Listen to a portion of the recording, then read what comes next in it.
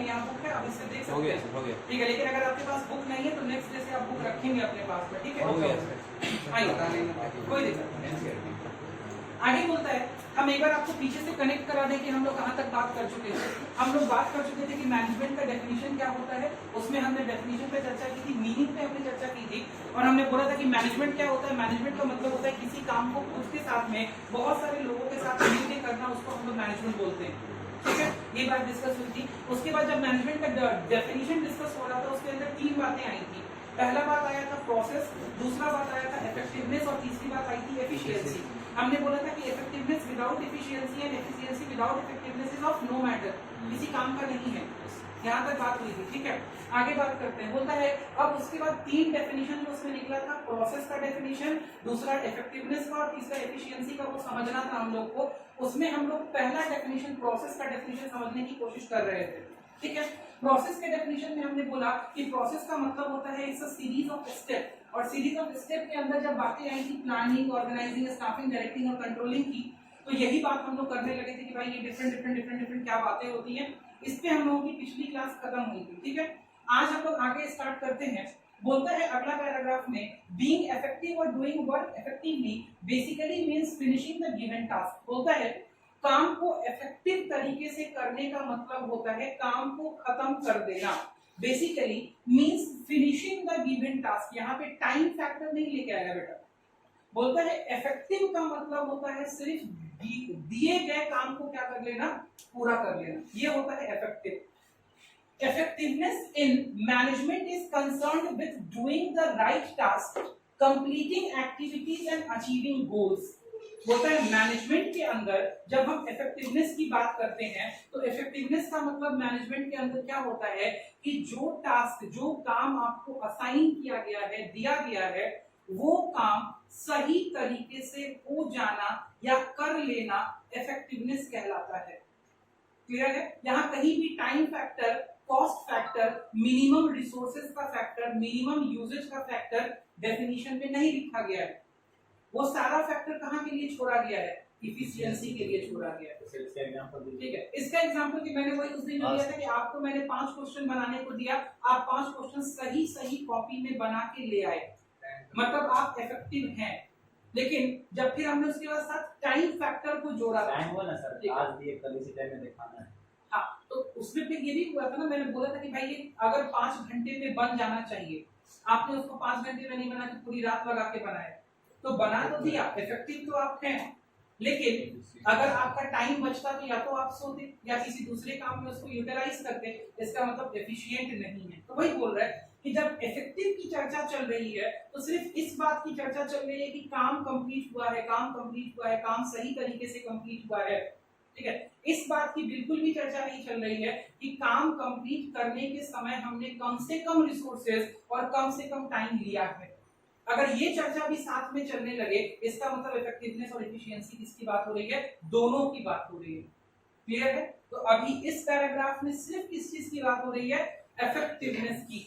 Effective का मतलब हो गया प्रभावशाली। वो प्रभावशाली है, उसने काम को सही ढंग से किया, कम समय में किया, ज्यादा समय में किया, कितना समय लगाया, कितना सामान वेस्टेज कर दिया। ठीक है, इन सब की बात नहीं। पता चला आपने काम बहुत अच्छा किया, आपको एक पीस, मैंने बोला कि आप एक शो पीस बना के लाइए थर्मोकोल का, ठीक है, थर्मोकोल शीट का, आपने एक शो पीस बना के लाया और पता चला उसको बनाने में आपने पहले 10 थर्मोकोल का पूरा शीट वेस्टेज कर दिया, बर्बाद कर दिया। तो आप इफेक्टिव तो हैं, लेकिन वेस्टेज के नाम पे आपका 50% क्या हो चुका? बर्बाद। तो ऐसे आदमी की क्या ऑर्गेनाइजेशन में जरूरत है? नहीं जरूरत है। मतलब आदमी, ऐसा व्यक्ति ऐसा होना चाहिए कि वो काम को कर भी ले, बढ़िया से भी करे, वेस्टेज भी कम से कम हो, तभी तो हमारा फायदा होगा ना। ठीक है, तो इफेक्टिव की बात यहाँ पे हुई। आगे बोलता है but it is not enough to just complete the task. बोल दिया ना बात कि बस इतना ही काफी नहीं है कि आप क्या कर सकें, काम पूरा कर सकें। जस्ट नॉट इनफ, इतना इनफ नहीं कि भैया काम पूरा हो। होता है देयर इज अनदर एस्पेक्ट, इसके साथ में एक और एस्पेक्ट जुड़ा हुआ है। क्या एस्पेक्ट जुड़ा हुआ है? देखिए, बोलता है इसके साथ में एक दूसरा एस्पेक्ट क्या जुड़ा हुआ है? बीइंग एफिशिएंट, और as we can say doing work efficiently. बोलता है साथ में क्या होना? एफिशिएंट भी होना। तो जब एफिशिएंट की बात आती है तो भाई हम लोग एफिशिएंसी को कैसे डिराइव करते हैं या कैसे डिस्कस करते हैं, सो देखिए बोलता है efficiency means doing the task correctly and with minimum cost. बस 2 लाइन का डेफिनेशन है, अंडरलाइन कर लीजिए जिनके पास किताब है, ठीक है, जिनके पास किताब है ये 2 लाइन को आप अंडरलाइन कर लीजिए या रिमार्क कर लीजिए, मार्क कर लीजिए, ठीक है।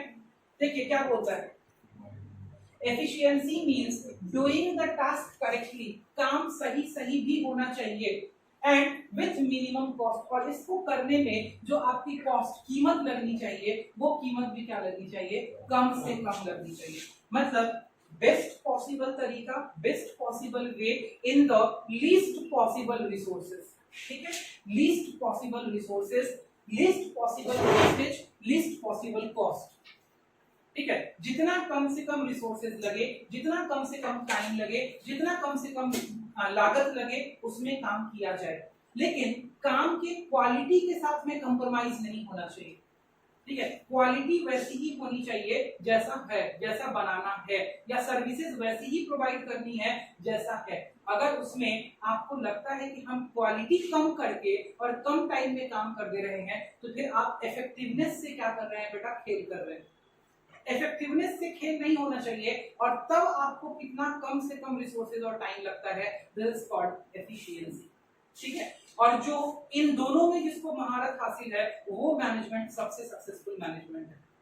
क्लियर है, बात समझ में आता है, बढ़े आगे, ठीक है। बोलता है there is a kind of cost benefit analysis, underline कीजिए कॉस्ट बेनिफिट एनालिसिस, ठीक है। बोलता है cost benefit analysis involve and the relationship between input and output. बोलता है कॉस्ट बेनिफिट एनालिसिस करना पड़ेगा कि भाई किसी चीज को करने में आपको पैसा कितना लग रहा है, कॉस्ट, और डैश करके बोलता है बेनिफिट, उससे आपको फायदा कितना क्या हो रहा है, निकल रहा है। कॉस्ट बेनिफिट एनालिसिस करने में हमेशा मैनेजमेंट को ये ध्यान रखना पड़ेगा कि कॉस्ट मिनिमम लगना चाहिए और बेनिफिट क्या आना चाहिए, मैक्सिमम। तो आप चाहे तो छोटा सा लिख सकते हैं, उसके बगल में जगह खाली है, minimum cost maximum benefit. Cost benefit analysis हमेशा आपको यही दर्शाता है कि आपके पास मिनिमम कॉस्ट होना चाहिए और मैक्सिमम बेनिफिट होना चाहिए, ठीक है। और आप एक चीज और, ये डिस्क्लेमर बाबू ध्यान से समझ के चलिएगा, आप पहली बार 12th में आए हैं, ठीक है, हम पिछले 9 साल से ऊपर वाले के रमोकरम से 12th पढ़ा रहे हैं, ठीक है, ये आपका 10वां साल है, और पिछले 10 साल का मेरा एक्सपीरियंस ये कहता है कि भाई जब आपसे सीबीएसई बोर्ड में, हम बीएसईबी बोर्ड को इस पॉइंट पे अलग रखेंगे, सीबीएसई बोर्ड में जब भी आपसे क्वेश्चन पूछेगा, आप क्वेश्चन ले आइएगा, या अभी जो 2020 का एग्जाम, 2021 का एग्जाम होगा उसका क्वेश्चन हम ला करके आपके सामने रख देंगे और रख करके हम आपको दिखाएंगे, ठीक है, कि भाई साहब वो एनसीईआरटी के अंदर के लाइन से क्वेश्चन पूछता है। अगर मार्केट में कोई भी आपको ये कहता है कि एनसीईआरटी से क्वेश्चन नहीं आता है, तो भाई साहब हम आपको पीछे 5 साल के क्वेश्चन पेपर का एनालिसिस करके दिखा देंगे, ठीक है, और हम आपको पेज नंबर तक बता देंगे कि ये एनसीईआरटी के इस पेज नंबर के इस पैराग्राफ नंबर के इस पॉइंट से पूछा गया है, ठीक है। तो आप अगर एनसीईआरटी से स्किप आउट करने की कोशिश कर रहे हैं, खास करके बिजनेस स्टडीज में, ठीक है, तो फिर आप दिक्कत परेशानी का बास ले लीजिएगा अपने सर पे, आपको बिल्कुल भी पेपर का आइडिया नहीं लगेगा कि हम क्या लिखने जा रहे हैं। ये हम आपको परेशान करने के पॉइंट ऑफ व्यू से नहीं कह रहे हैं, क्योंकि एनसीईआरटी पढ़ाना खुद को परेशान करना है, ठीक है। एनसीईआरटी, क्योंकि हम अपना एक्सपीरियंस देखें, मैंने कोई दूसरी किताब नहीं खरीदी थी क्लास 12 के अंदर, एनसीईआरटी छोड़कर कोई दूसरी किताब नहीं, ठीक है। और उसके बाद क्लास 10th की भी बात करते हैं, क्लास 10th में भी हम, मेरा एक स्कोर एक ऑन एन एवरेज अच्छा स्कोर था, हम अपनी ही पर्सनली बात करते हैं, मेरा 91% मार्क्स क्लास 10th में भी था, ठीक है। और उस टाइम भी हम, आप बिलीव करके चलिएगा, सिर्फ एनसीईआरटी पढ़ के गए थे, एसएसटी के अंदर भी और साइंस के अंदर भी, ठीक है। और कभी हम आपको परितोष सर का मौका मिलेगा परितोष सर से बात कराने का, तो उनसे भी बात करा देंगे, उनका भी साइंस में 94 मार्क्स था, हम दोनों का साइंस में 94 मार्क्स था, ठीक है। उसका भी, क्योंकि उस टाइम हम लोग सब लोग साथ में ही पढ़ते थे, मेरा क्लास 10 का एक फ्रेंड है, ठीक है, हम लोग दोनों लोग साथ में एनसीईआरटी पढ़ते थे, सिर्फ एनसीईआरटी पढ़ते थे, हाँ, ठीक है। अगर आप में से भी कोई बच्चा सिर्फ एनसीईआरटी पढ़ा होगा तो वो इस चीज से को अटैच कर सकता है कि हाँ हम सिर्फ एनसीईआरटी पढ़ के गए। तो सर 10th में कितना है? पैतो सर पर 10th में 89% मार्क्स आया, ठीक है। आई मैथ्स में उनका मेरे से ज्यादा नंबर था, साइंस में मेरा उनका दोनों का सेम था, एसएसटी में हम दोनों आदमी का सेम था, ठीक है, दोनों लोगों का हिंदी इंग्लिश, उनका हिंदी इंग्लिश गड़बड़ हुआ था, मेरा हिंदी इंग्लिश अच्छा, ठीक है। आइए बोलता है there is a kind of cost benefit analysis involved and the relationship between input and output, because देखिए इनपुट आउटपुट का रिलेशन ही कॉस्ट बेनिफिट एनालिसिस कराता है। जब इनपुट होता है तो भाई वो कॉस्ट का एलिमेंट है, input is always an element of cost, समझ पाते हैं? क्योंकि जब भी आप कुछ इनपुट कर रहे हैं बिजनेस के अंदर तो आप उसको प्रोक्योर मतलब खरीद के इनपुट कर रहे हो, ठीक है, तो उसमें आपको क्या लगा होगा, पैसा।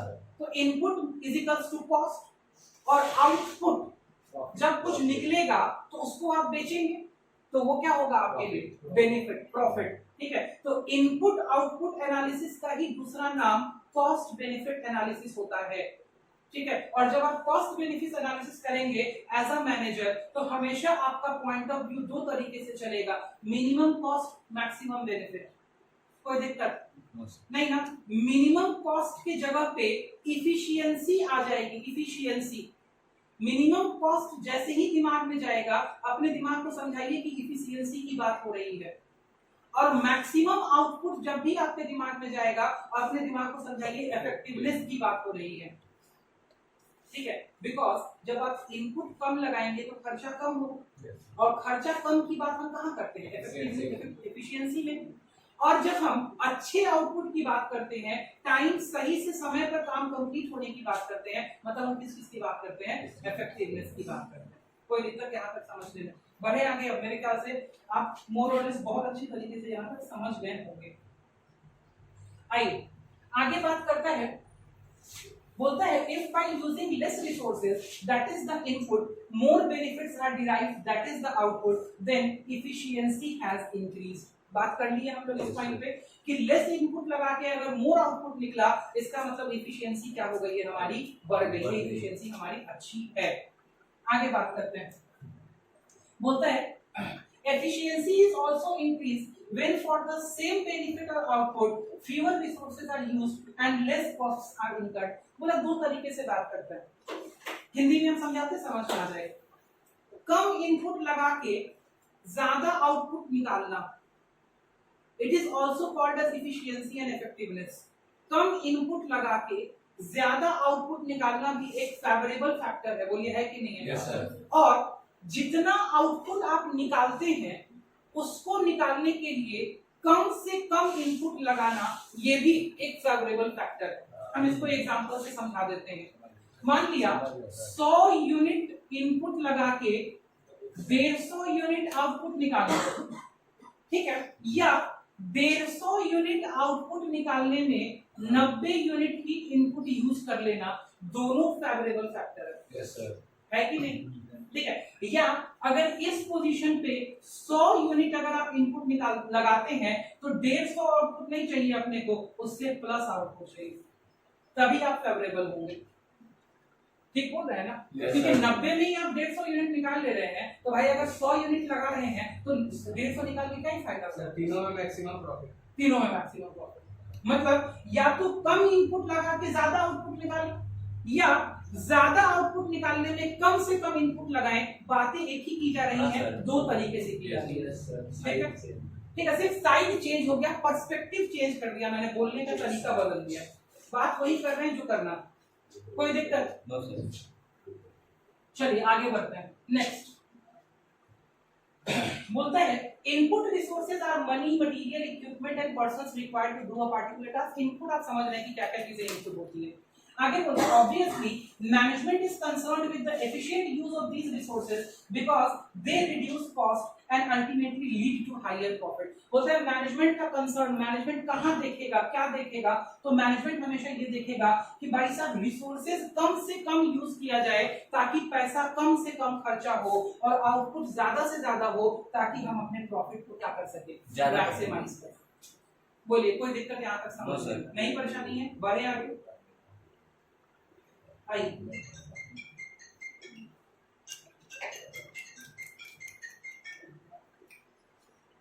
नेक्स्ट बोलता है इफेक्टिवनेस वर्सेस इफिशियंसी वर्सेस ठीक है। वर्सेस जब भी यूज होता है इसका मतलब है दो लोगों के बीच में डिफरेंशिएट कर रहे हैं या कंपैरिजन कर रहे हैं, ठीक है। इंडिया वर्सेस पाकिस्तान बोलते हैं ना हम लोग, क्रिकेट मैच होता है, ठीक है, मतलब सामने सामने आमने सामने जब जो दो चीजें होती हैं और उन दोनों को हम कंपेयर करते हैं तो हम वर्सेस यूज करते हैं, ठीक है। मतलब बिजनेस के मैनेजमेंट में या बिजनेस के अंदर इफेक्टिवनेस और इफिशियंसी का क्या रोल है, कौन ज्यादा इंपॉर्टेंट है कौन कम इंपॉर्टेंट है, इसको समझाने की कोशिश कर रहा है। समझ में आ रहा है कि नहीं आ रहा है समझ में? ठीक, आइए।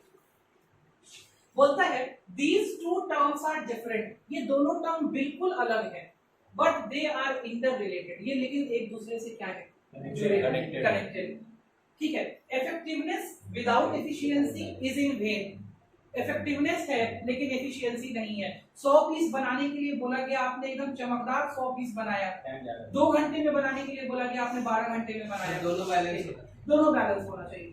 मतलब आपको क्वेश्चन पूछेगा there should be a balance between effectiveness and efficiency, comment, तो आपको कमेंट करके बताना पड़ेगा एग्जांपल के साथ, ठीक है। आपको पूछेगा effectiveness and efficiency go line in line, ठीक है, मतलब इफेक्टिवनेस और एफिशिएंसी दोनों साथ साथ चलने चाहिए, कमेंट, तो आपको कमेंट करके बताना पड़ेगा।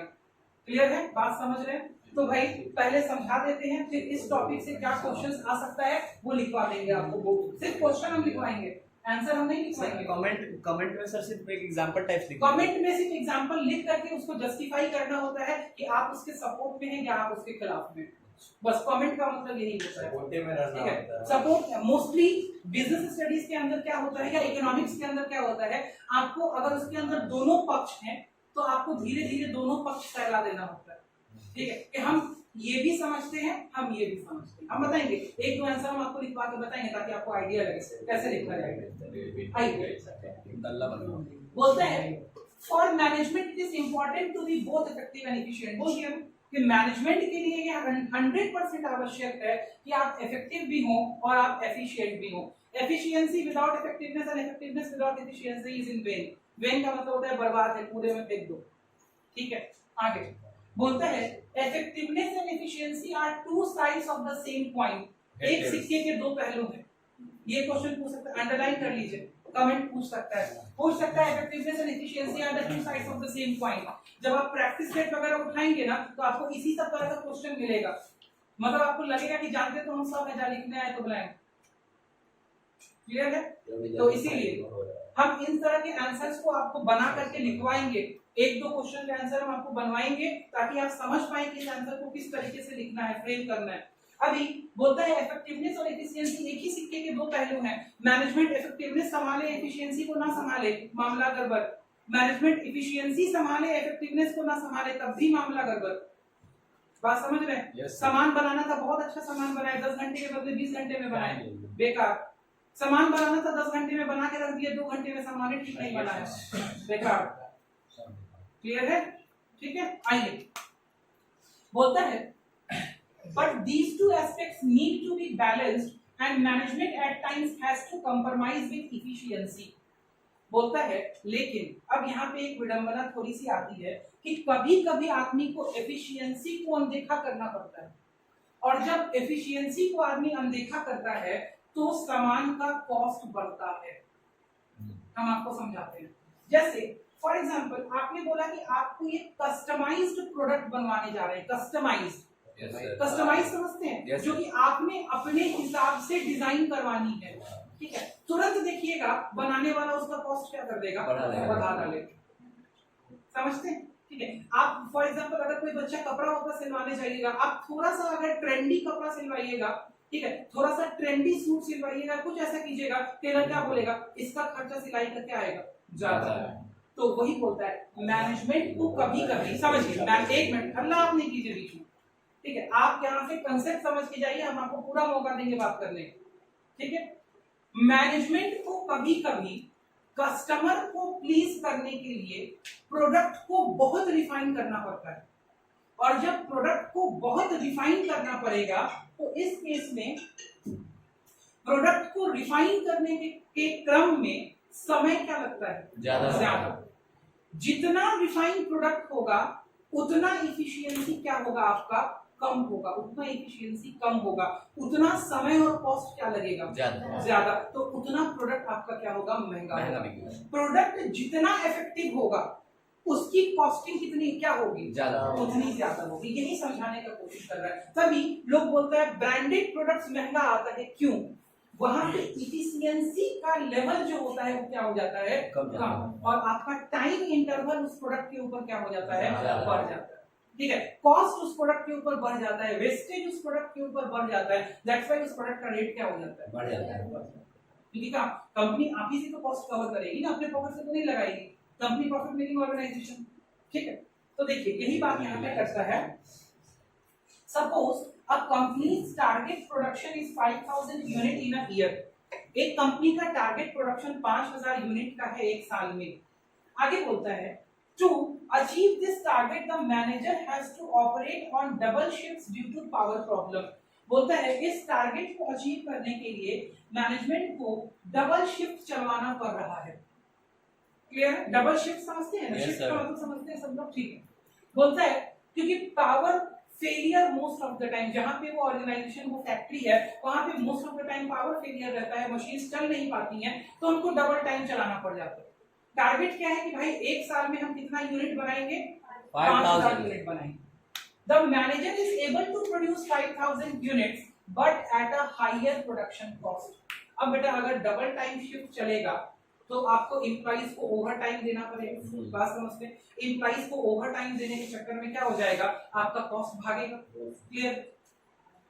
In this case the manager was effective, 5000 unit का प्रोडक्शन करवा के रख दिया वो एक साल के अंदर, but not so efficient since for the same output more inputs in the form of labour cost, electricity cost were used. Sir efficiency में कुछ भी हो सकता है, टाइम ही नहीं मिले कि लेबर कॉस्ट सब चीज आ सकता है ना। हाँ, सारी चीज एफिशिएंसी के अंदर प्रोडक्ट को डिजाइन और डेवलप करके निकालने में आपको जो भी चीजें लगी, ठीक है, वो सब एफिशिएंसी का मामला है।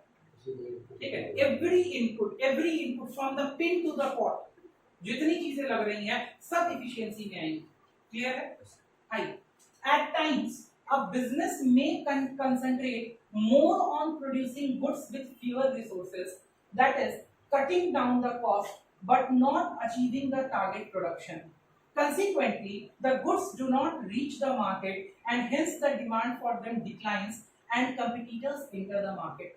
बोले कभी-कभी ऐसा भी होता है कि भाई कंपनी कंसंट्रेट करती है लेकिन उतना प्रोड्यूस नहीं कर पाती है जितना कि मार्केट में उसका डिमांड है, और अगर ऐसा हुआ इसका मतलब इफेक्टिवनेस क्या हो गया, इफेक्टिवनेस, टारगेट प्रोडक्शन आप अचीव नहीं कर पाए, तो भाई साहब वहां पे डर है, किस बात का डर है कि मार्केट में आपका पोजीशन क्या हो जाएगा, खराब हो जाएगा। कस्टमर आएगा सामान मांगने, आपके ब्रांड का सामान ही नहीं मिला, तो भाई साहब कंपटीटर वहां पे क्या कर जाएगा, करेगा कि नहीं करेगा। तो भाई यहाँ पे इन दोनों पैराग्राफ में ये बता रहा है कि एफिशिएंसी छूटा तब भी दिक्कत, इफेक्टिवनेस छूटा तब भी दिक्कत।